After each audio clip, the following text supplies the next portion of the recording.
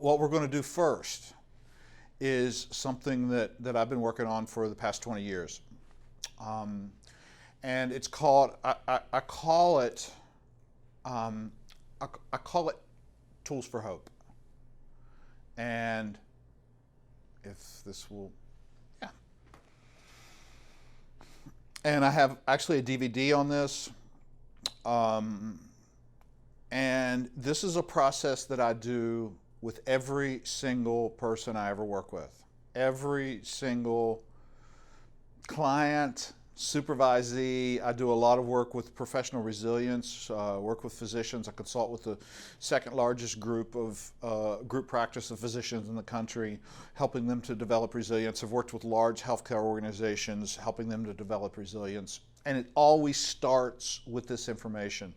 And what this is, in essence, is that I give every one of my clients an owner's manual for their autonomic nervous system. And most people don't have owner's manuals for their autonomic nervous system. Even the docs that I work with after 4 years of medical school and 4 years of residency, they understand everything that there is to know about the autonomic nervous system except how to live with one. And until you learn what's happening with your autonomic nervous system, mostly underneath of your awareness and consciousness, until you learn that, you're pretty destined and conscripted to be a victim of your autonomic nervous system. And this is truly a case of, as you learn better, you do better. So I want to walk you through. This first time is for you. This is for you to learn. But what you're going to find yourself doing more and more and more as you sit through this, I've just gotten thousands of emails, literally thousands of emails of people that have told me that this has changed their lives. And you're going to find yourself wanting to teach your clients this. And so you've got it on video. You'll be able to watch this as many times as you want. And that's what a lot of folks that have been through the training do, is they watch this a couple of times and begin to turn it into their own language. I found a way that works for me. You know, when I first started understanding and doing the work around this, and I've got about 200 citations just on this material. It's a lot of stuff, and I've been working on it for a lot of years. And when I first started doing it in 1998, was that I just started teaching clients about their autonomic nervous system, and I got excited about it, and I was talking about the hippocampus and the amygdala and the frontal lobe and the basal ganglia and the brainstem and all of that stuff, and my clients were going, and it wasn't grafting. So what I had to do was I had to figure out a way to turn this into an interactive, relationally based, engaging process. And I came up with this process that I call Tools for Hope. And it's pretty cool. And I'm going to do it with you. And so when I start this process with anybody, I ask them this question, whether this is a psychotherapy client, whether this is somebody I'm doing supervision with, if it's a physician I'm doing resilience work with, or if it's an agency I'm doing consultation with, is I always start with this question. Is your life stressful? And what do you suppose my trauma survivor clients say about that? They go, are you really asking me that? Of course it is. And so I nod.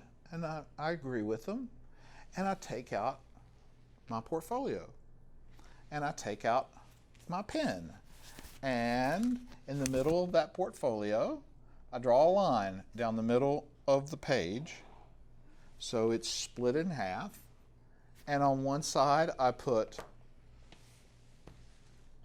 cause, and on the other side I put effects, and I say, okay, I believe you, your life is stressful. Let's talk about what are some of the effects. I always start with effects. What are some of the negative effects of stress in your life? Would you please share with me some of those? And here is some of the ones that I get from my clients. Anxiety, overeating, irritability, depression, lack of motivation, sleep difficulties, relational problems. You know, that's just kind of a Whitman sampler of some of the negative effects that my clients report of stress in their life. And I collect those until they don't come up with any more. And then I say, okay, so what are the causes? What causes your stress? What are the stressors in your life? And I elicit that information. And here's some of the common ones I get. Work, finances, spouse, traffic, demands upon me, politics, the news, health, aging, that stuff. And I get that list, and then as soon as I get that list, what I do is I turn around and I show them the data that I've collected from them, and I say these words. As long as you believe that those causes that you came up with are the reason why you have those effects, then you're going to continue to have those effects. Matter of fact, the primary reason in your life that you have those negative effects is because you mistakenly believe those things that you put in the cause list to be the cause. Those things in the cause list are not the cause of your stress. And how do you suppose that my clients respond to that? Well, having seen that look on their face, from thousands of different people, it's all the same look. They look at me like that. They are incredulous, as I expect you are a little bit right now. A little bit incredulous that that's true.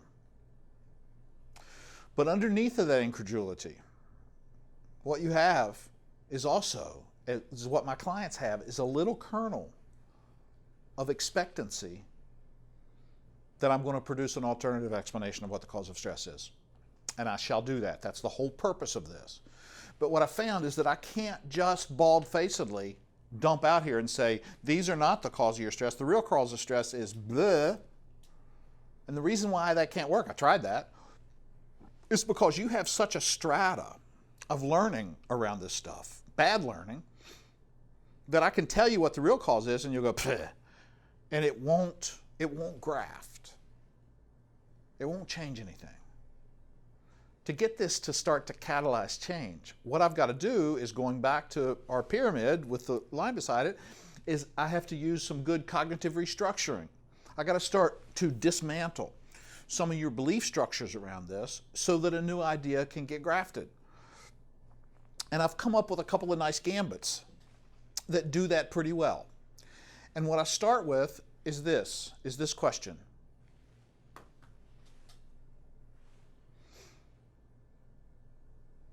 How many of you watching this? Are you who is watching this? I'm speaking to you right there. Are you totally and perfectly 100% safe right now? When I do this as a class and with an audience, and I do it I don't know, 6 or 8 or 10 or 15 times a month, I ask, would you please show me your hands of all the people in this room that are perfectly and totally 100% safe? No hands. And I just nod and I smile my little kind of Cheshire cat grin, and I say, and what I just learned from you is that there's a really good chance that your anterior cingulate has atrophied, for those of you not raising your hands. And you may want to get that looked after. And that usually gets a little chuckle. How many of you have ever heard of the anterior cingulate? It's getting a lot of press in our field right now. Starting in the early 90s with Daniel Ammon's work around brain scanning. One of the things that he and others found in the early 90s is that people that had a high symptom, that reported a lot of symptoms around depression or anxiety, when they did a scan of their brain, a PET, a SPECT, or an fMRI scan of their brain, what they found was that this little pinky nail size structure, the anterior cingulate, that sits here, it's part of the gyrus system. It is underneath the corpus callosum. It's between midbrain and neocortex. This little pinky nail size structure is significantly diminished in both volume and electrical activity among those people who are symptomatic with psychiatric symptoms, depression, anxiety. Less volume, that's smaller, less electrical activity showing up in those scans. Now that's sort of interesting But where it became really interesting was in the late 90s and the early aughts, as they began now running scans on folks that had completed treatment, successfully completed treatment, and they had reported that their symptoms had diminished, that they were now living comfortably without depression or anxiety or whatever psychiatric condition that they had. And that could have been through psychopharmacology or psychotherapy or combination of those. What the folks that were doing these scans started seeing was that the anterior cingulate was restored to normal or better volume, normal or better electrical activity. That's really interesting to me. And what it represents for our field is the first empirical data for clinical effectiveness, for treatment effectiveness that is not based upon patient report. And it's heralding the direction that our field's gone. Last year I went and saw Bessel van der Kolk do his 3-day training went up to Stonebridge and Mass to Kripalu and saw him do his 3-day presentation. And what he said, for those of you who are thinking about getting into trauma or are early in your career with trauma, he said, I would strongly advocate that you get trained in neurofeedback. That's where our field's headed. We're not going to become less brain-based, we're going to become more brain-based. And that's the direction that our field's going. In 15 years from now, there will no longer be a mental health field.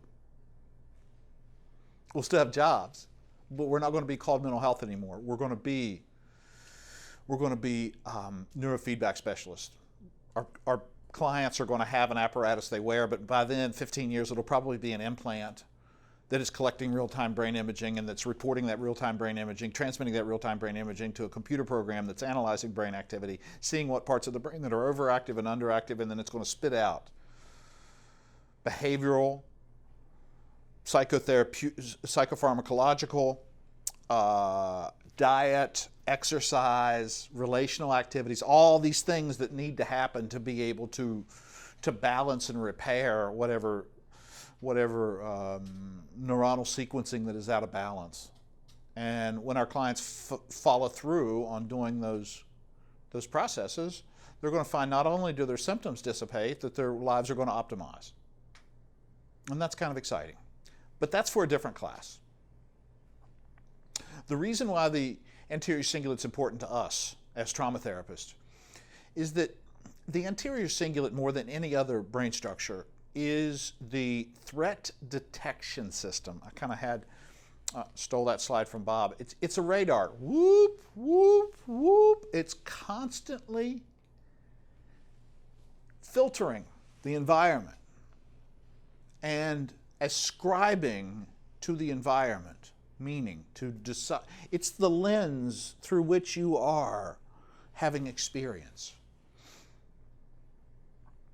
And here's the big deal about the anterior cingulate. It's a sensitive structure.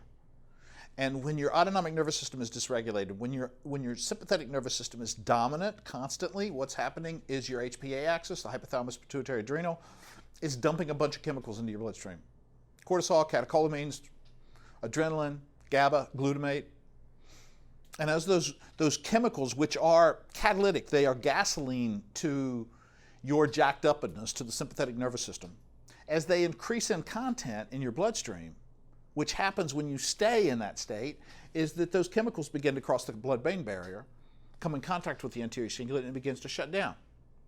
Now, as the anterior cingulate is fully engaged, fully electrically active, full size, when it's working the way that it's supposed to, what it allows us to do, human beings, is that it allows us to do threat assessment based upon sensory data.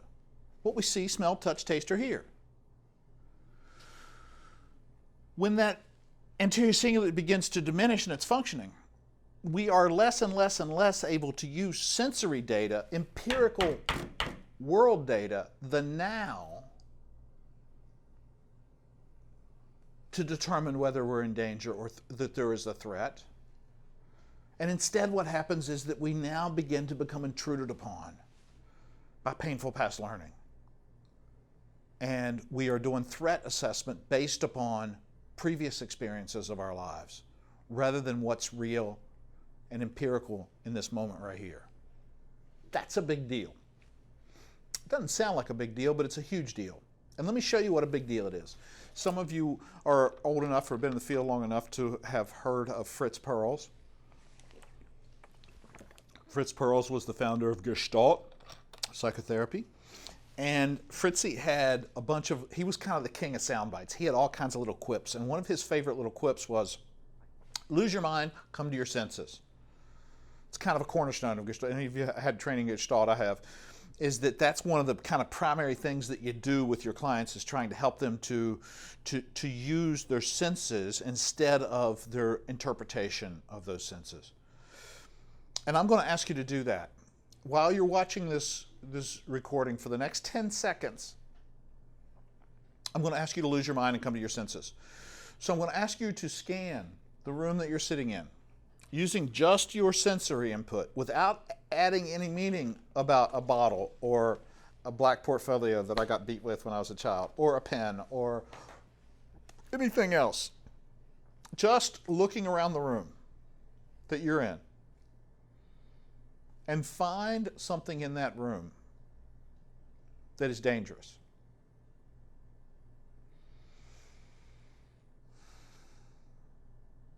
And what you'll start finding is that there's nothing there. Now, when I do this in an audience, I say, would you please point to something in this room that's dangerous? And a lot of time that my clients, the participants in that workshop will point at the light fixture.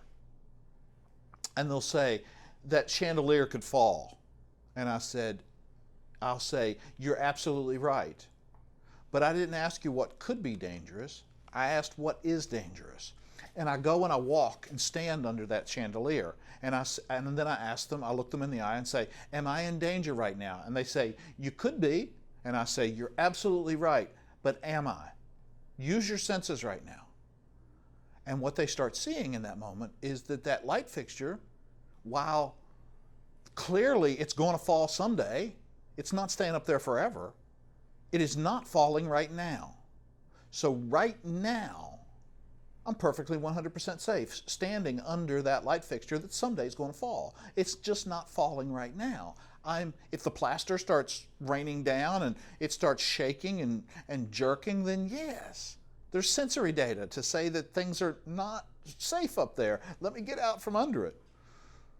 But when there's no sensory data, then I'm able to just be under that and be perfectly safe in that moment.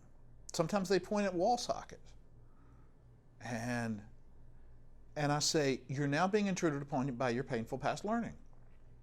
Now, if I go stick my tongue in that light socket, then absolutely, it is a danger to me. But look at that light socket over there. The closest person is 12 feet away from it. How is that endangering anybody in this room? Well, it could catch on fire.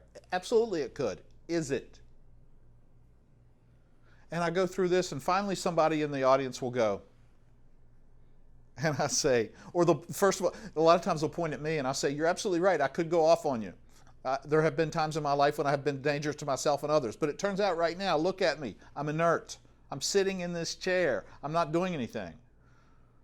Now, when I pick up a pen and I come after you and trying to stab you in the throat with it, then yeah, I'm dangerous. But look at me. I'm inert. I'm not doing anything. I'm just sitting here. And then finally somebody will point to their head. And I say, yeah, those thoughts are scary. They're not dangerous, though. You know, when the voices in your head are telling you to stab yourself in the throat with a pen, you're not in any danger when the voices in your head are talking to you. You're only in danger when you begin listening to them and when you begin engaging behaviors upon what your head's telling you. As long as it's just digital and it's just information, there's no danger in any of that.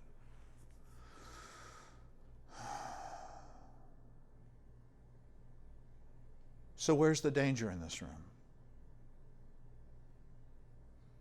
And sometimes that takes 2 minutes, and sometimes I got to go through 6 or 8, playing out 6 or 8 different ramifications of people pulling out things. But where we ultimately end up with every single one of my clients and every group that I've ever done this with, as I finally say, and where is the danger in this room? And exhausted, they go, there is none. To which I always say the same two words, welcome home. Welcome home. You are perfectly and totally 100% safe right now. That's a really big deal. And for a trauma survivor, that may be the biggest deal, is to have them have an empirical experience of being safe. Because for trauma survivors, they do not know the difference between being safe and feeling safe.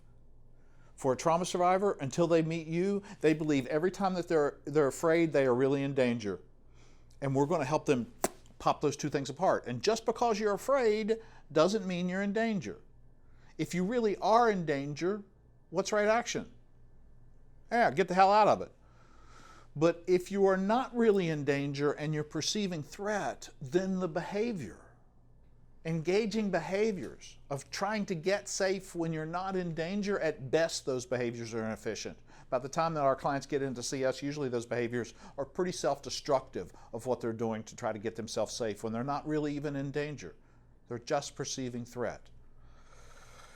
And to help them to pry those two things apart and understand those as two different things is really important early psychoeducation cognitive restructuring. Also, the take-home piece of that for you guys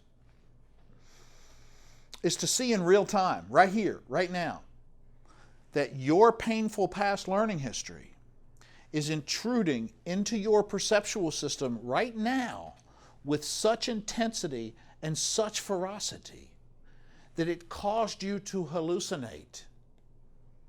Most of you watching this video have advanced degrees, and yet 3 minutes ago, 4 minutes ago, you were perceiving threat where there is no danger. You were seeing things in your environmental space that are not there. You were seeing dangers that are not present. That's called hallucination. And you're at the top of the food chain, at the top of the heap in terms of development. And you're perceiving threats where there are none. What do you think it's like for somebody who's a trauma survivor? Yeah, it's a big deal. And forget about your clients. Here's how this becomes important data for quality of life. The only sanctuary you get for the rest of your life, the only place that joy, peace, purpose, meaning, and love exists, the only place you're ever going to experience safety for the rest of your days is here now. That is the only place that it's available to you, is here now. And what you just learned is that your painful past learning is constantly intruding into your perceptual system, causing you to perceive threat where there is no danger, and contaminating the sanctuary of this moment. And hopefully you can start to see the ramifications of how that damages quality of life. And finally, the other reason why that's really important to do with your clients is that nobody will ever start self-regulation. Nobody ever starts doing the interoceptive process of taking their attention off of the environment and putting it in themselves until I can demonstrate to them that they're not really in danger, that they don't need the hypervigilance right now because there's nothing in this environment that's dangerous. And what I just did to you and to my clients is I just hacked your system. And I have installed a virus. It's a positive virus, but it's a virus. And it's going to change the way you perceive the world. Because watch what happens. Watch what happens right now inside of your body. Ask yourself this question. Am I really in danger right now? And watch what happens in your body when the answer is no. What do you feel happen? There's a release, isn't there? There's relaxation. There's peace and comfort inside of your body. Once you recognize that there is no empirical danger, there is no need for my threat response system to be activated right now. That's important. Now, moving this forward, I go to the next little gambit, and I then ask this question. We live in the safest time in humankind's history. True or false? And that always ends up being a really wonderful question because a lot of folks answer it just straight away. And then they'll change. They'll say, yes, that's true. Wait, no, that's, and then you start seeing them flipping, flopping because they ended up going head, gut, head, gut, head, gut. Because most folks that I train have advanced degrees. They're pretty smart. They do reading, and they start seeing that, yeah, probably that is true. And it is. The World Health Organization did that study back in 2008, is that we that live in high and medium income countries, we're safer than any generation that has ever existed on the planet. We are more insulated from natural disaster, warfare, crime victim, pestilence, famine, natural disaster, all of those things, disease. There's less of a chance of one of those infecting us or hurting us than ever before. Human beings in habitation of this planet. So we are the safest generation ever to live on planet Earth. And while we are the safest generation, and congratulations for having built the safest world ever for your children, we are also the most afraid. There has never been a generation more afraid than we are. And how can both of those two things be concomitantly true? We are safest and most afraid. And those of you whose thoughts went to media, you're correct. Our grandparents had more traumatic lives than we do. They encountered more trauma growing up and into their adulthood than we do. But we are many more times traumatized than our grandparents. And the reason why is that there has never been a generation that has imbibed more trauma than us. And what Laurie Perlman and Linda McCann, a couple of psychologists from Connecticut back in the late 80s, proved with their work with vicarious trauma is you do not need to survive trauma to get traumatized. All you need to do is witness it. And while we are surviving less trauma, we are witnessing exponentially more. And as a result of that, we have all become trauma saturated. The United States is trauma saturated. Everybody in the U.S. has PTS. We don't have the D because we don't have criterion A. But everybody has post-traumatic stress. And we call it euphemistically stress, and we attribute its cause externally. But when you start getting this material, what you start learning is that all stress is traumatic stress. All of it. But we're not there yet. To demonstrate how this works, and when I do this in an audience, I say, how many of you all in this audience have ever been attacked in a parking garage? And occasionally I get a hand, one or two hands go up. And if somebody raises a hand, I say, I would ask for you to sit out of the answering of this question. For the rest of you, how many of you, when you go in a parking garage, find yourself on guard and wary? And all the hands in the room go up. And I say, why? And they say, because it's dangerous. And I say, how do you know? It's not dangerous. You've never been attacked. Where did you learn this was dangerous? Yeah. So think that through with me. Somewhere in your history, you have witnessed somebody being attacked in a parking garage. You saw it on CSI. You had a patient who told you the story about being attacked. You had a family member. You read it in a novel. You saw it in a newspaper. Somewhere in your history, you witnessed somebody being attacked in a parking garage.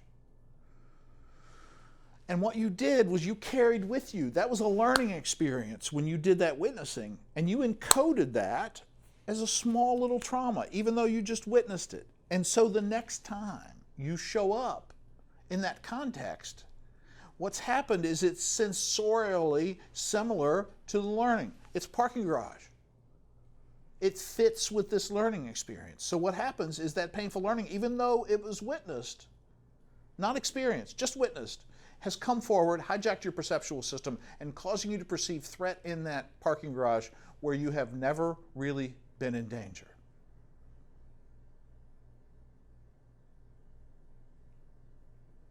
How many times a day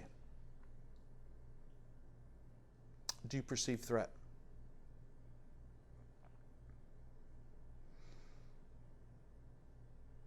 Most times when I ask that question in an audience, I hear a lot, and I say, yeah, me too.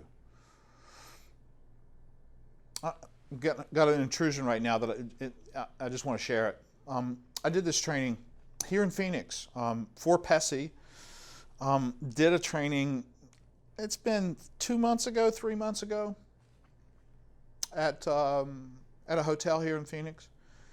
And I got to about this place, and there was a man in the back of the room that was becoming increasingly agitated as I was going through this. And right about here, he 6'5", 2 1/4, 240 pounds, late 60s, probably mid 60s.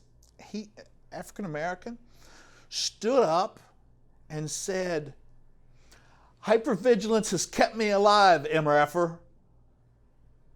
And he said the words. Woo, you could have heard a pen drop in that room. And he was angry at me. And I asked him if he would be, and I said, the first thing I said is, you're absolutely right. It is why you're still here. But it's been getting in your way where you've no longer needed to have hypervigilance. And I'm wondering if you'd be willing to allow me to continue, because we're going to a different place, I promise you. And he sat down with his arms folded. And he suffered through the rest of that day. Day 2, it's 2-day training. He was engaged the whole day, and he sat back there, and we finished the day, and everybody got their certificates and left, and he waited. And there was a bunch of people that came up and talked to me. I probably spent 30 minutes, 40 minutes talking to folks after the training. And he sat back there and waited. And he watched, and he was on his phone, and he was writing stuff, and he just, he was 30, 40 feet away from me, and he just sat back there until everybody else left. And then he got up, and he collected his things, and he started walking towards me, and he looked me in the eye, and he kept walking towards me. And I was like, man, I don't know what's going to happen. And I just kept relaxing. I was like, it's going to be okay. It's good, and I'm trying to do all that self-talk. And he walks right up to me, and he's walking at a pretty brisk pace, and he raises his arms out. And he hugs me.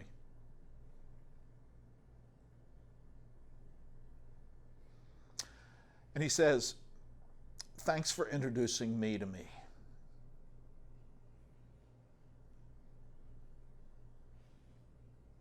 That's what this stuff does.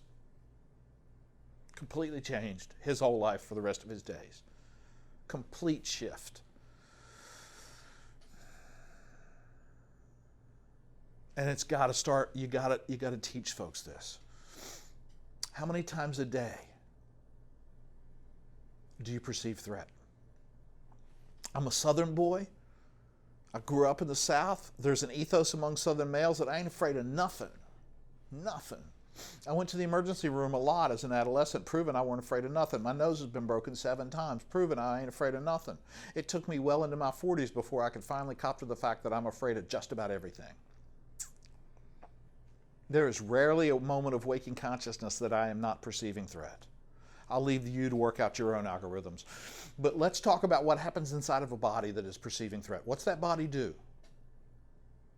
when it is perceiving a threat? There's all kinds of physiological processes that happen. Heart rate increases, respiration rate increases while the volume simultaneously decreases. There is dilation of pupils, there is the shutting down of the GI system, there is the changing of the circulation to large circulation to center mass, large muscle groups diminished out to the periphery.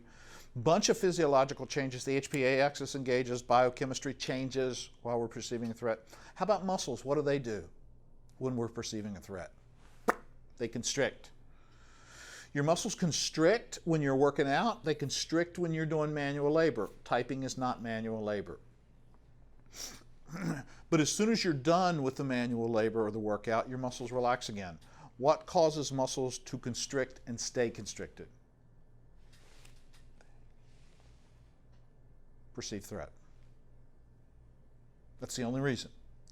And as long as you stay in the context of a perceived threat without intentionally relaxing the muscles of your muscles stay constricted. So how often during the day do you have constricted muscles, tight muscles, uncomfortable body? That's how frequently you're perceiving threat. Anybody want to adjust their numbers? It's pretty ubiquitous. How about brain activity? Brain more active or less active when we perceive a threat? Yeah, it's a tricksy question.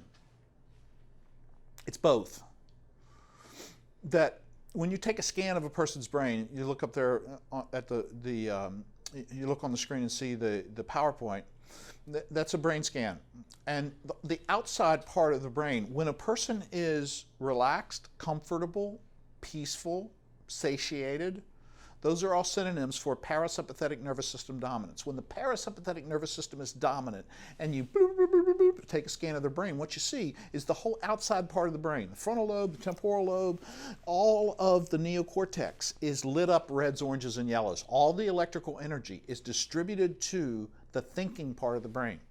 But at the moment that a person perceives a threat, and the longer that they stay in the context of that perceived threat without intentionally relaxing the muscles of their body, what happens is that electrical energy gets siphoned away from the thinking part of your brain, and it gets delivered here to the brain stem, to the middle part of the brain called the basal ganglia, and the thalamus. And the longer that the person stays in the context of that perceived threat without relaxing their muscles, the more they lose of neocortical functioning. Is that a big deal? I think it may be the biggest. What's your frontal lobe do for you?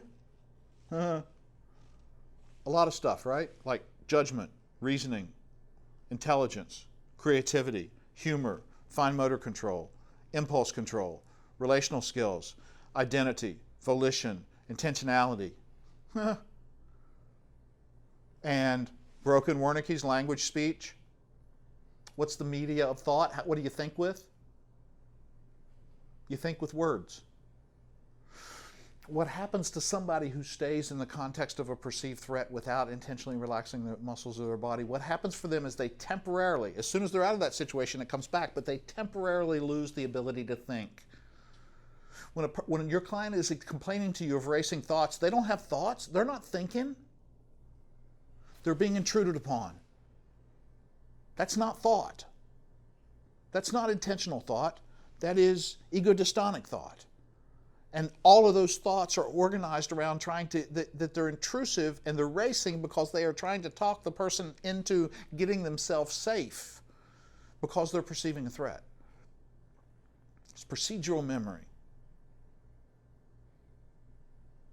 That's a big deal for our field. Because what we've believed for 150 years is the reason why our clients are distorting perceptions of themselves in the world is because we have believed that to be a software error. We've believed that our clients don't have the right software, and what we've been trying to do is we've been trying to teach them different software. What we've learned in the past 10 years is it's not a software issue at all.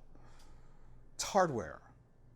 Your clients have temporarily lost the hardware to be able to think intentionally. And our job is to help them to get the hardware back online. And when you help clients to get their hardware back online by regulating their autonomic nervous system, being in a relaxed muscle body, the really lovely and graceful thing about that is they stop distorting perceptions of themselves in the world. Their perceptions begin to aright all by themselves. They don't need a therapist to tell them how to think. They begin going, oh, that's not how I want to think. That's not true. And they change. So, what I've just done with you is we've been talking about, for the past few minutes, the sympathetic nervous system. Not to insult anybody's intelligence, but to make sure we're both on the same page, is that every human being has an ANS, autonomic nervous system. That autonomic nervous system is bipolar and biphasic, meaning when one branch is in charge, the other is recessive. Sympathetic, parasympathetic. Parasympathetic system. Relaxation, comfort, peace, satiety. That is the nervous system that is dominant in all human beings. It is the nervous system that's in charge.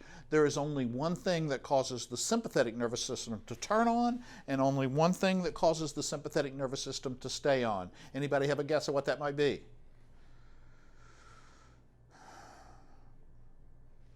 One thing: perceived threat. Not real threat. I could be behind you with a handgun, and I've got 3 pounds of pull on the trigger. Are you in danger? Absolutely you are. If you don't know that I'm there, you do not have sympathetic nervous system activation. It requires the perception.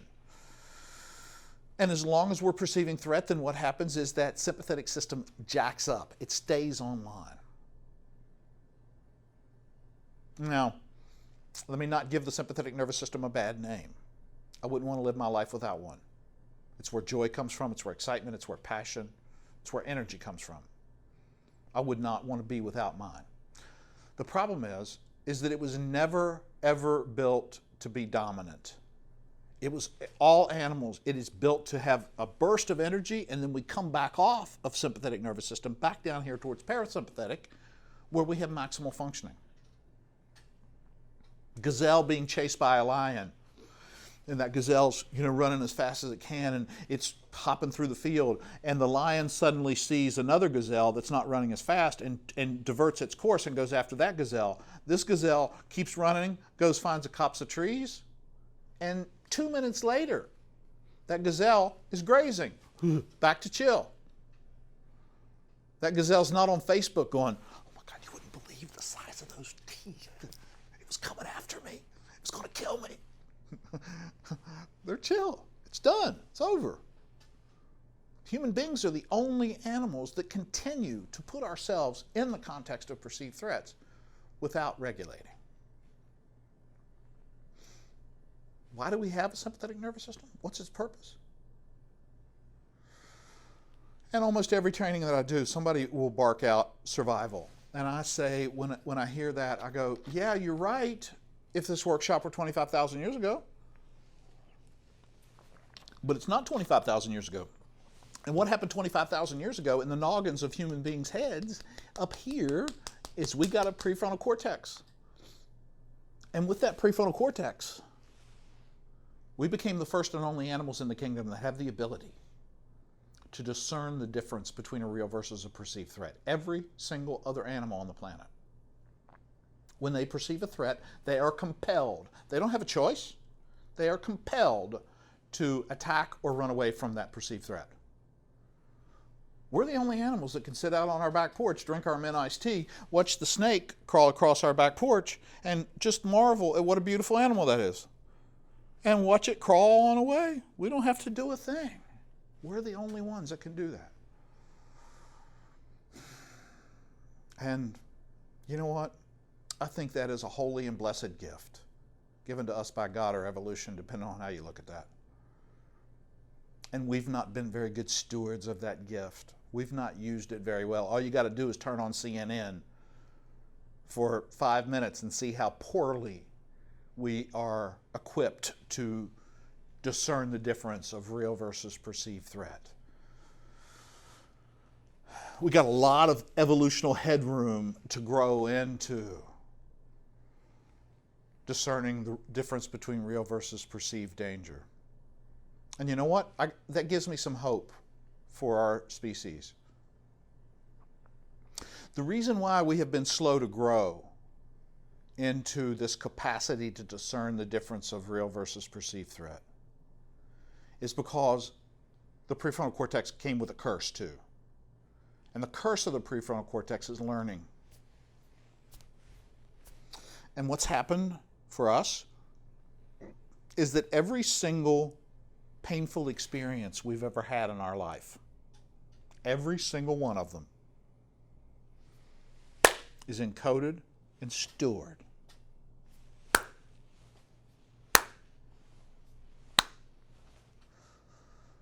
And so when we encounter a situation in the future that is any way sensorially similar to those painful learning situations of the present, I'm sorry, those painful learning situations of the past, what happens is that the sensory memory from that painful learning experience comes forward, hijacks our perceptual system, and causes us to perceive threat here in this moment where there is no danger. There is the rub. Francine Shapiro, in her development of PTSD, she talked about capital T traumas and lowercase t traumas. Capital T traumas, criterion A, those events that cause PTSD. Not everybody has capital T traumas, but lowercase t traumas are the experiences in our past of painful learning that cause us to perceive threat in the present. Every single one of us have tens of thousands.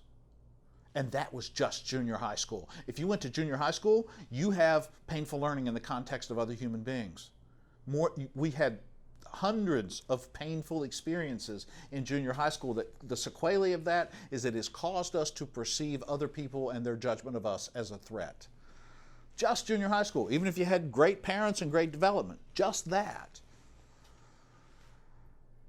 is intruding into your perceptual system of the way that you perceive other human beings.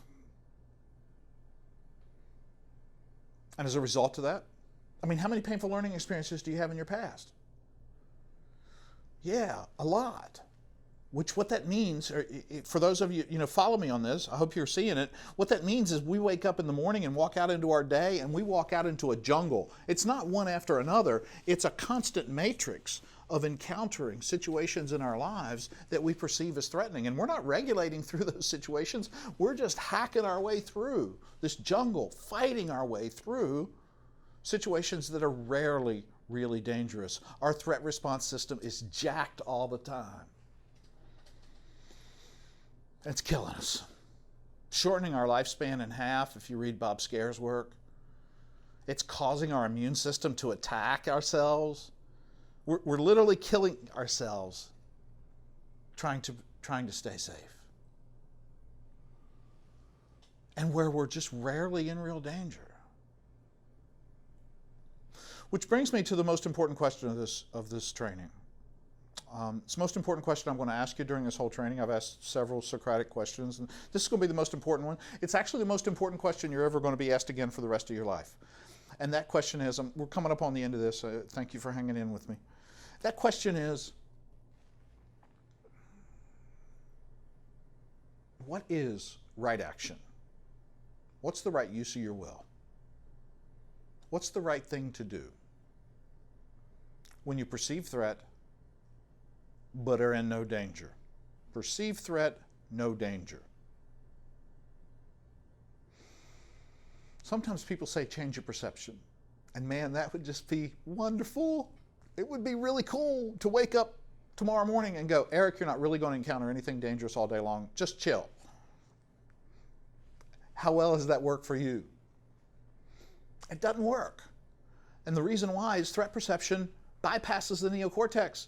The anterior cingulate's already talked to the amygdala. Threat response has already gone off. Neocortex is already diminishing in its capacity. And it's not going to let you retask the neocortex, what you have left that's diminishing, to do something as menial as change perception while it is embroiled in trying to figure out a way that you don't have to die during this situation.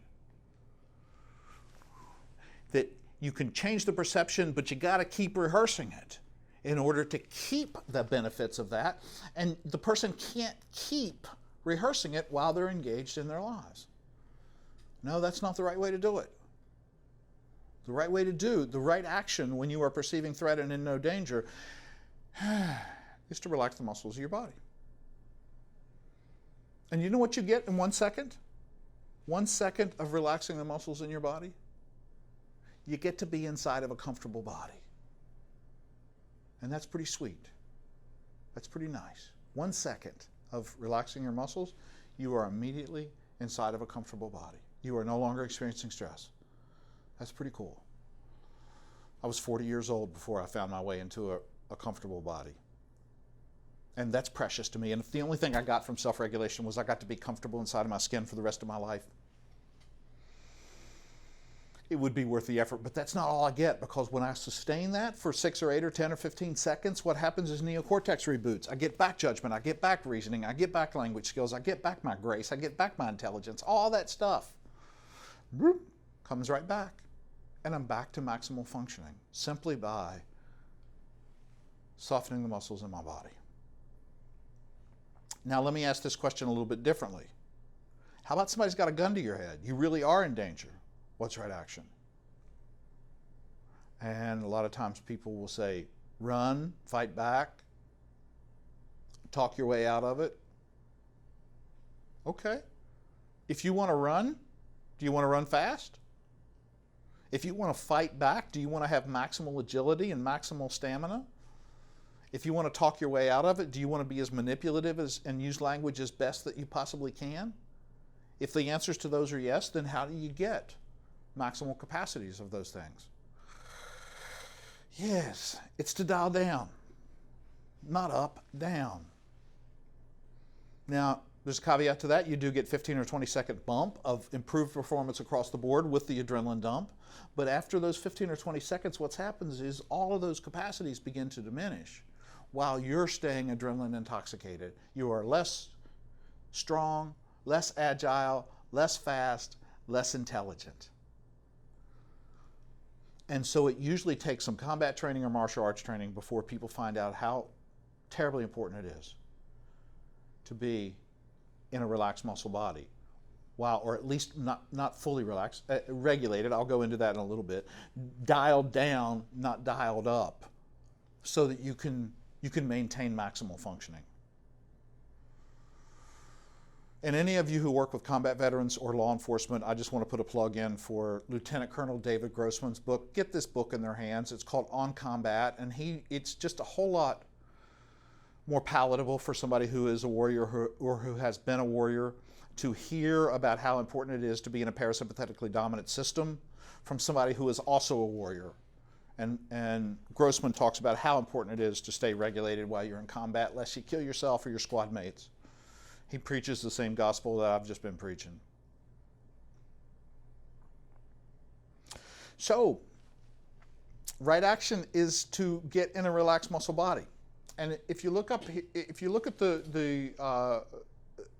PowerPoint slide, I want you to just take notice of what happens when we put ourselves in the context of perceived threats. And if we do not relax the muscles of our body, it's always going to be the same outcome. You're always going to act out aggressively or avoidantly to that situation.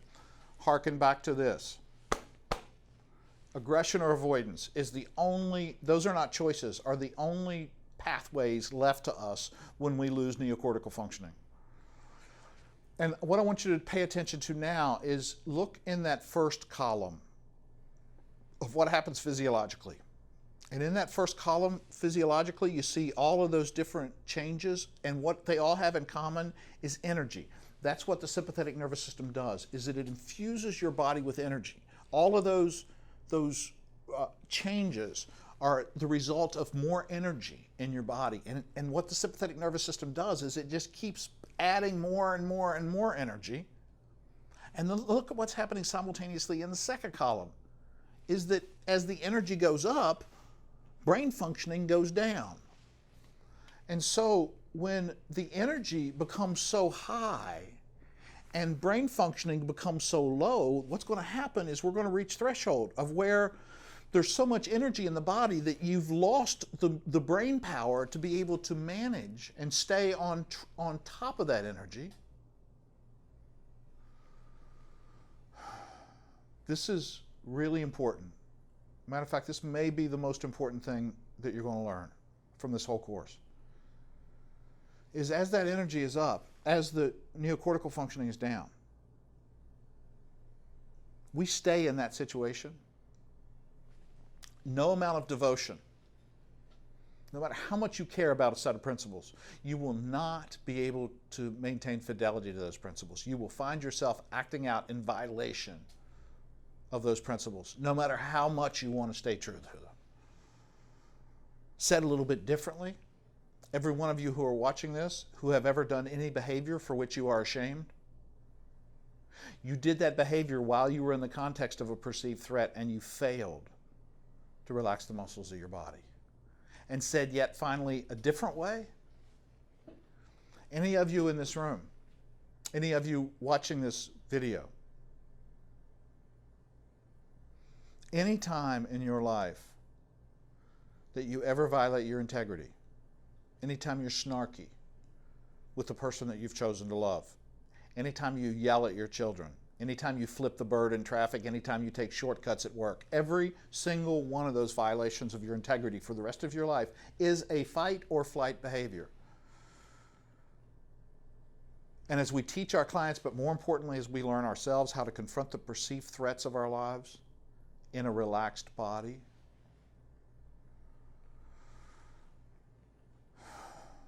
the first thing we get is a comfortable body. That's nice. Second thing we get is the restoration of fully functioning neocortical functioning. That's also nice. We get to be creative and intelligent in how we handle that situation. But the third thing that we get, and the thing that I think is most precious, is we find ourselves being able to stay on the beam of our integrity, our morality, that no matter who's yelling at us, no matter who's demanding what from us, no matter what our bank account says, we're able to walk through those situations with comfort in our body and with being able to be on point, on task with what is true and right for us. You want to watch your clients light up? Show them how they can live a principle-based life. The reason why our clients have failed to live a principle-based life is the same reason that we've failed. We walk into those situations in our lives where there's high demand, and we perceive it as a threat, and what do is that we just get instinctual. Our space collapses and we go, "Urgh!" We muscle and we brute force our way through those situations. We become so energetic with diminished neocortical functioning that we find ourselves acting out aggressively or avoidantly. The only way to consistently stay on the beam of our integrity is we got to walk into those situations of high demand, and the very first thing that we have to do is that we gotta release the energy in our body. And you do that by relaxing your muscles. And what that does immediately, within 1 second, is you are no longer compelled. As long as you're jacked up, you are now compelled to get out. There's a driving force inside of you to get the hell out of this situation, survival. But at the moment that you relax, now you're not compelled to act. You're just there. You're not in any danger. And then what happens in a few seconds is the neocortex comes back online. And now you have an adult in the room that can say, you got a little space, and you can say, Eric, how do you want to be when people are being critical of you? Oh, I got choice. I don't want to get down there in the mud and roll around with them. I've got that t-shirt. Let me walk through this situation and just leave them to their devices and go on to be around people that care about me.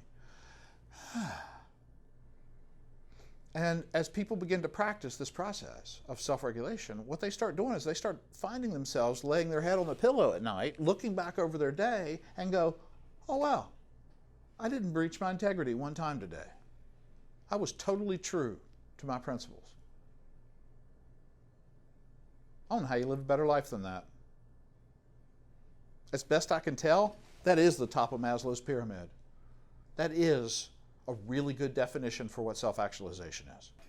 And so as we are able to help our clients to be able to self-regulate and coach them for doing that, then they start finding themselves not only being in comfortable bodies, not only maximizing neocortical functioning, but beginning to live in the ways that they choose to live, symptom-free and in alignment with their principles.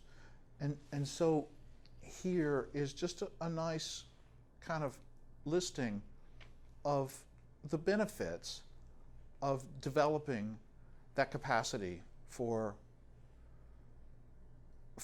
living with, for intentional living and self-regulation. So to finish this process up, I'm going to come back to that when I do the next capsule on self-regulation. I'll return to that curve. But finishing this up, a little bit ago, you would have had me believe that those things on the left were the causes of the things on the right. tried to sell me swampland. And I hope as you have sat through this, you've seen that this is a little bit more complex. It's not a causal relationship. Those things on the left are not causal.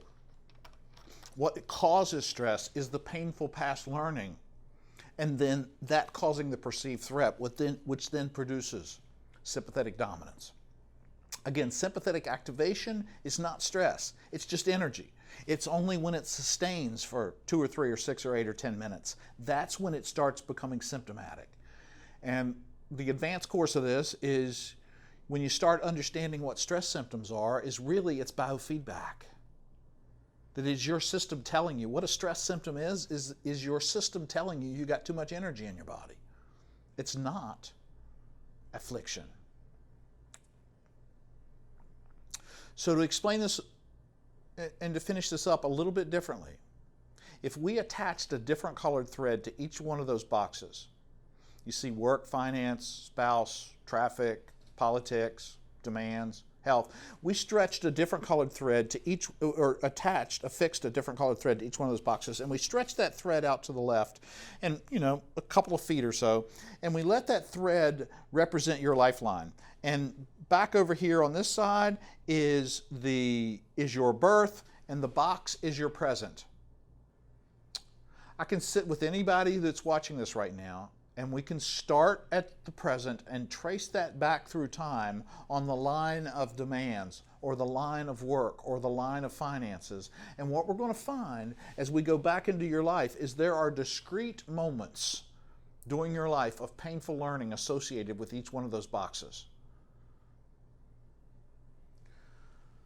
So when you step in to those situations here in the present, what's happening is all of those painful learning experiences associated with that context, traffic, spouse, demands, health, all of that painful learning is intruding into your perceptual system, causing you to perceive threat here in this situation where there is no danger. You are just like a combat veteran that hears a loud noise. It's not the loud noise that is causing the exaggerated startle with the combat veteran. The loud noise is triggering, activating the combat experiences, the sensory memories from combat. Those sensory fragments are coming forward, hijacking the perceptual system of the present, causing that combat veteran to now perceive threat in this situation where there is no real danger, producing a very intense electrochemical response inside of their body, enough to have them have exaggerated startle. It's not the environment. It's what's going on inside of me. And that's been the whole purpose of this process. Everything that, since I asked you, is your life stressful until now? The whole purpose of that has been to move from an external locus of control to an internal locus of control. I work a lot with nurses. I speak a lot at nursing conferences, and when I speak at a nursing conference, I ask this question first. First thing I say is, or not a question, I make a statement. Out in front of the audience, I stand out there, they're all looking up at me with smiley, happy faces because they're not at work. And the very first thing I say to a room full of nurses when I do a keynote is, there's not a one of you in this room that have a stressful job. How do you suppose that goes over? They're looking up at me and I say that and they go, and the whole room roils. And it takes a couple of minutes for me to just let them settle down. And then what I do is I walk this through with them. And I show them, like hopefully you're starting to see right now, you watching this do not have a stressful job. Your job's a haunted house. You go to work and you got stuff jumping out at you all day long. And because of your painful past learning, you are imbuing these people and activities and happenstances with perceived threat. And you're not regulating your way through that. You're just brute forcing, hacking, grinding, muscling. And the only relief that's available for you is get me out of this day. And what's been really fun to work with tens of thousands of healthcare professionals and teach them to start to regulate. And when they can start to regulate while they're at work, then work is no longer damaging to them. It no longer hurts. It becomes fun again. They rekindle mission. They have a sense of joy of going back to work because they're not in distress once you begin to practice self-regulation. And that's really cool. And this is what I teach every single one of my trauma survivor clients. Because, watch this. Here's the reason why I do the psychoeducational piece. How motivated are you right now to learn how to regulate that autonomic nervous system of yours?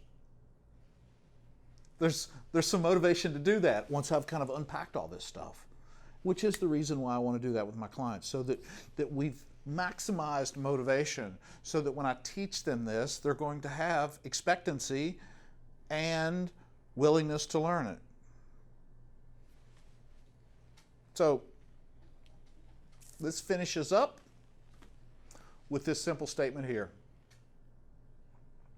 There is only one cause of stress that has been, is, or ever shall be in the life of all human beings. And the single cause of stress is the perception of threat and then the subsequent autonomic nervous system dysregulation resulting from that dysregulated perception of threat.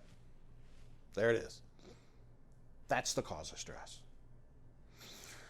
So I hope you continue along with me to the next capsule, because now we're going to learn how to regulate that autonomic nervous system of yours.